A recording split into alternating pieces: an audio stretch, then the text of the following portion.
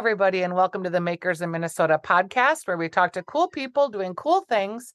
I found a new maker today that I'm excited about that I found from the University of Minnesota website.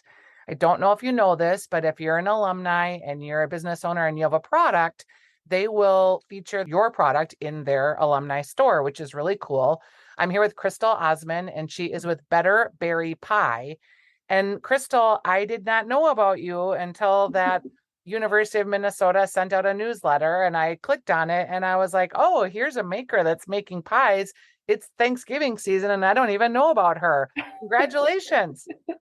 Thank you so much, Stephanie. And thank you so much for having me here today. It's great. I love, now we do audio for recording or video for recording, but I only use the audio because I just don't have the time to edit video too. And I love that you have a Peloton in the background, which is like mine too. Do you still use it? So I go on break from about May to October, which is farmers market season and our peak Yep. season, and into November. But then coming up soon, I hope to get back to it. Yeah, because mine has become a clothes hanger. So it's just And it funny when sits I back see. there behind my Zoom screen and just taunts me all day. Yeah, totally get that. Okay, so Crystal, tell me about Better Berry pies. These are unique pies that are gluten-free. Tell me how you developed the formula and tell me about them. Sure. So we make meringue crust cream pies, which are a little not typical in terms of pie lovers out there. You might be thinking exactly what is that, unless you've heard of a lemon angel pie, which is kind of a really great old timey classic. And if you've had that, you've essentially had our pies. And so we kind of got our start because I love baking, I love cooking, and it's been a long learning process for me. And I always brought the pie to Thanksgiving and to our family gatherings. And one year, my brother-in-law was diagnosed with celiac disease, and he loves our apple pie. And I was like, oh, what am I going to do for Matt? And in his journey, we had come across pies like these. So I was like, you know what? I'm just going to try to make it. And so I dug around for recipes and like, how do you make a meringue crust? I'd never made a meringue in my life, and made an apple and a pumpkin and brought them to Thanksgiving, and they were kind of a hit. And so fast forward to April 2021, when I was kind of getting that itch and had always known I wanted to start my own business. I was like, what am I going to do? And this kind of just came to be, and it was kind of a happy accident in some ways, that I never thought I was going to be a quote unquote baker. I still don't know that I can call myself a baker, but yeah. So, and now here we are. So I think you can call yourself a baker. And I only say that because I'm calling myself a cookbook writer, which is also hilarious to me. So we'll just step into our new roles here together, because you do have like a certain amount of imposter syndrome when you try something new or you all of a sudden make this a business and it's like, whoa, wow, okay.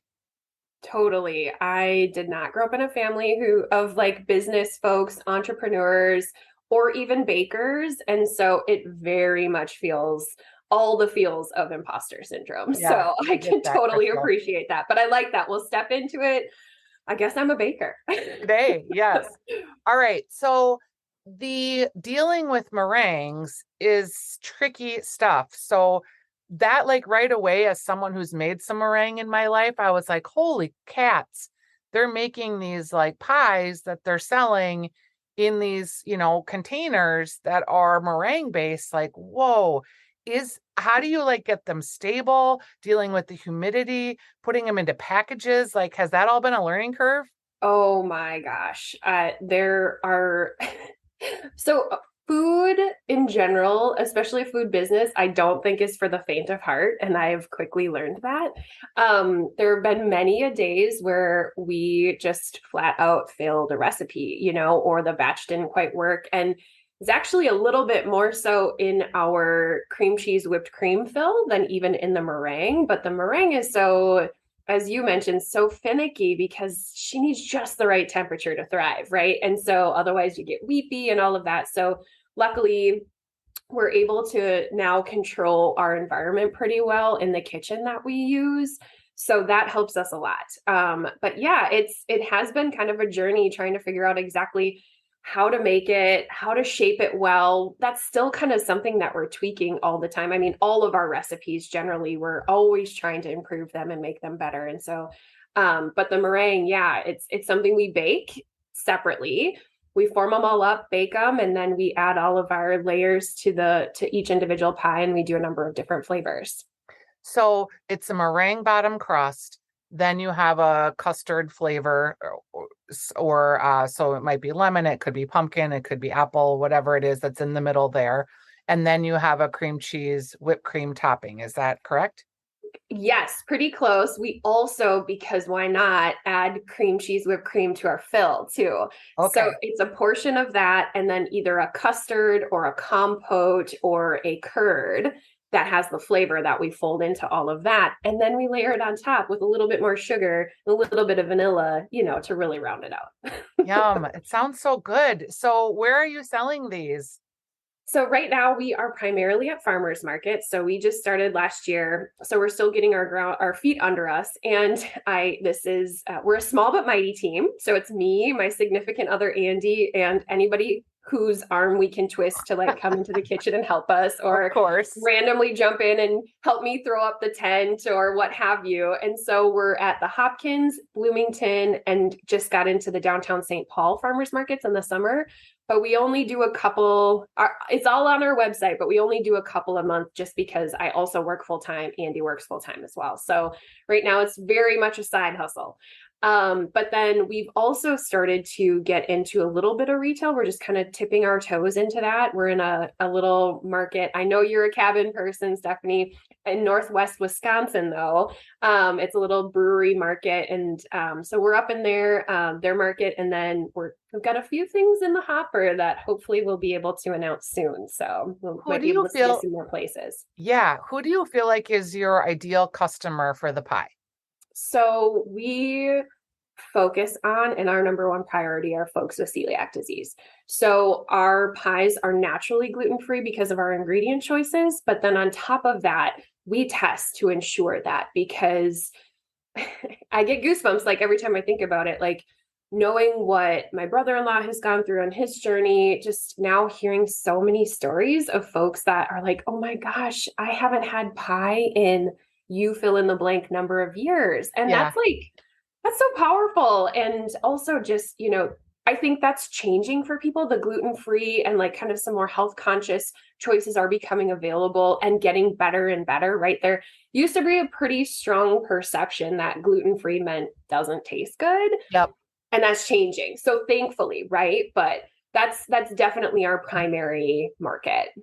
So I'm here with Crystal from Better Berry Pies, and you obviously, if the Alumni Association's putting you on your website, you were a graduate, I'm assuming. Well, technically, I graduate this fall. So I'm Oh, in my nice. last class right now. But then, yes, I will be a 22 MBA grad. I love it. I love it. My husband is a graduate from that school too. And Oh, fantastic. yeah, they do a good job of promoting their alumni. They sure do. When you are at these markets, like, how did you learn how to do a farmer's market, and how did you know like what to buy and what tents and how many pound weights you needed to bring? And was it just trial and error? So, kind of an interesting little backstory. Back in my previous life before Minnesota, I worked for two nonprofit business improvement districts in Green Bay, Wisconsin. On one hand, we were working on a food co-op, and as such, we decided, well, let's sponsor a winter farmers market. So I helped on that side of the farmers market in terms of setup and development of like how it was going to run from that perspective. And then we also took on the city's outdoor Saturday farmers market, which boasted like 6,000 to 8,000 people. So became pretty well versed in the logistics necessary for vendors and got to know so many vendors, right? But then starting this business, we're like, okay, what's the primary outlet for us right now? It's farmers markets. Oh my gosh, I'm going to be a vendor at a farmers market. And so there was still plenty of learning curve there. Like I didn't know what a gravity hand wash station was. I had to figure that out. Luckily we have a great health inspector. Yes. But yeah, so it's just a little bit of trial by trial and error, and then, just kind of trying to figure out like who are we and how do we share that at our farmers market booth? How do we present that story of what we're doing and trying to be in? And it's still definitely something we're tweaking as we go. But it seems like was a great learning environment for you, that you at least kind of knew a little bit about, because farmers markets are hard.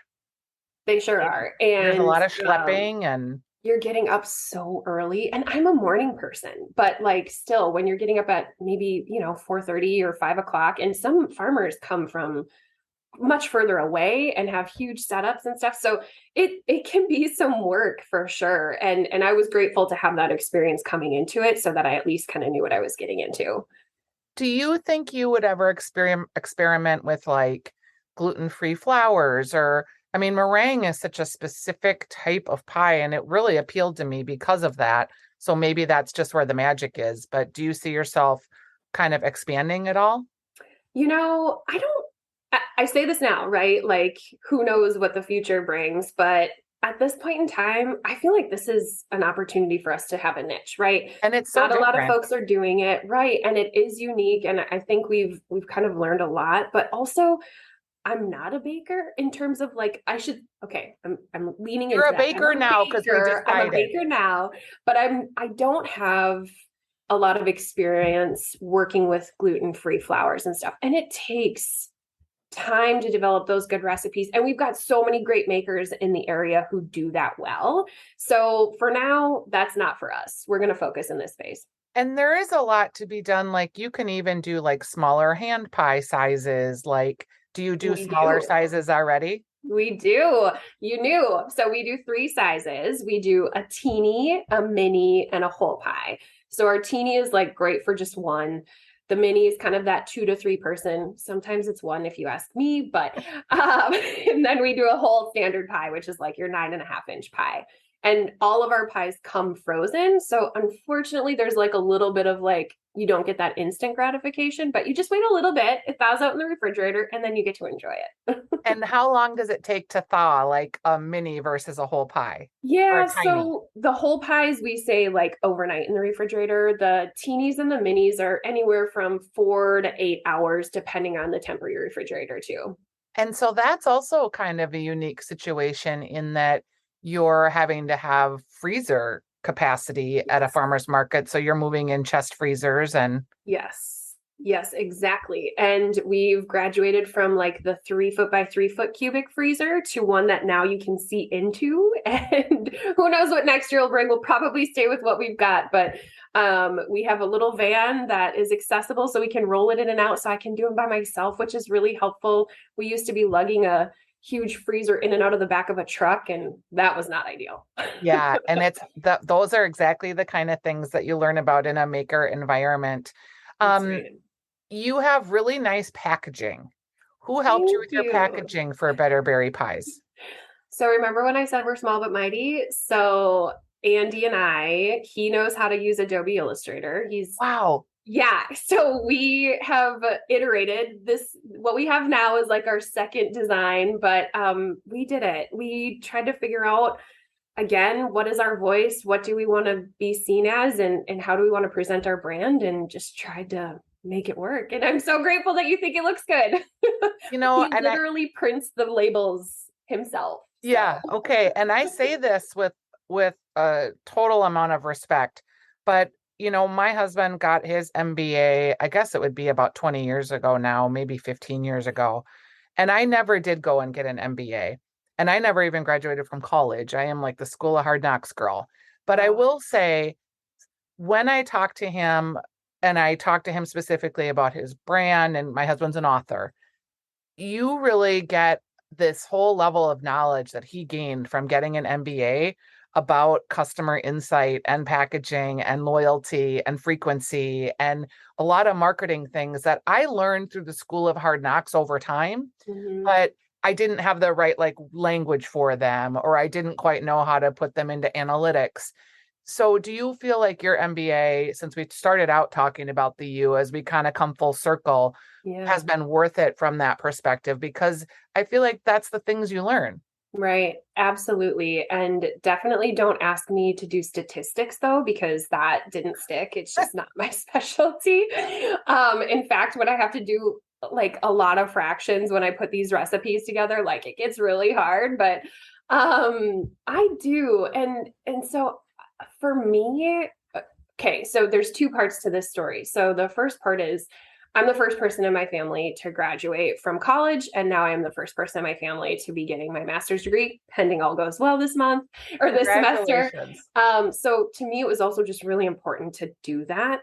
But in terms of what it's helped me do in my business, I think, beyond the tactical things that you're talking about, like how I can now see more analytically how to make good decisions for my business, which it certainly helped me do, it gave me confidence. And it gave me, connecting with faculty on a deeper level. Like I know in that article, I talk about Ann Cohen, who is a business strategist. And she just said, like, if you're waiting for the perfect prototype, you're too late. Right. And I took that to heart. And that really helped propel me and think like, okay, I just got to try. We just got to try. Right. So yes, all of those, I think it's worth it. For me, it was hugely beneficial.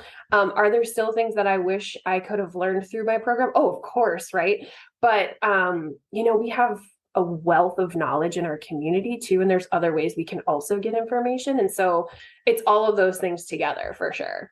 And as a food person, I mean, this food community is pretty fantastic. Like we have giant corporations and all of those people as resources, but we also have such a robust food market, robust farming, robust grocery market. I mean, for a market of our size, we have more grocery stores than most people do. Yeah, it's incredible. That was something I was really blown away by. I knew about the General Mills and the history of food production in Minnesota and specifically the Twin Cities, but getting to know the smaller to mid-size food makers, growers, the outlets like you talked about, it is special, it feels like. Yeah. And maybe it's like this in San Francisco too, or some other key markets like that, but it feels really unique. And the way that so many people are willing to sit down with you and talk about your business, share from their perspective what worked for them, what didn't work for them, it feels really special. Yeah, I would agree. Well, it's been super special to talk to you. Okay, so I'm going to release this podcast in a couple weeks, probably. So, Great. what are your deadlines for ordering for Thanksgiving? And will you be at the markets all through the holidays? Great question. So we're a little bit behind, but by November 1st, I hope to have my special orders open on our website. And then we'll do deliveries the Saturday before Thanksgiving. We're going to be at the Bloomington Farmers Market the second Saturday of November. So I don't know quite if that timing will work, but otherwise up until Tuesday of Thanksgiving week, we'll do market wagon deliveries. Okay, so market wagon delivery means what? Yes. So Market Wagon is this great online platform where you can go on and order from a bunch of different local farmers, growers, vendors, and they'll deliver it to your house on Tuesday afternoons for like $6 or something like that. That's so awesome. We'll have pre-orders open all month for that delivery date of, I think it's November, what is it? It's November 22nd, I believe. Okay. Awesome. Yeah. And then in terms of Christmas time, will you be at the market throughout December too? Yes. So we'll be Bloomington. We're just at Bloomington for this winter, but they do their market on the second Saturdays. And then we'll also do a market wagon delivery the 15th, I think will be our last 15th or 22nd. Wait, I'm in November. Whatever the Tuesday is before Christmas. Okay. And I happen to have a calendar right here. So we'll just tell people that second Tuesday before Christmas is the 13th. 13th and the 20th. Yep. Okay. Awesome. Yeah. And for more information, they can find you at betterberrypie.com. That's right. And on our Instagram, that's always the latest and greatest for info at betterberrypie. All right. Well, it's been super fun to chat with you. Hopefully we can help you drive some sales and get the word out. I love a meringue pie and it looked like a great idea. Thank you so much, Stephanie. Bye-bye. Bye.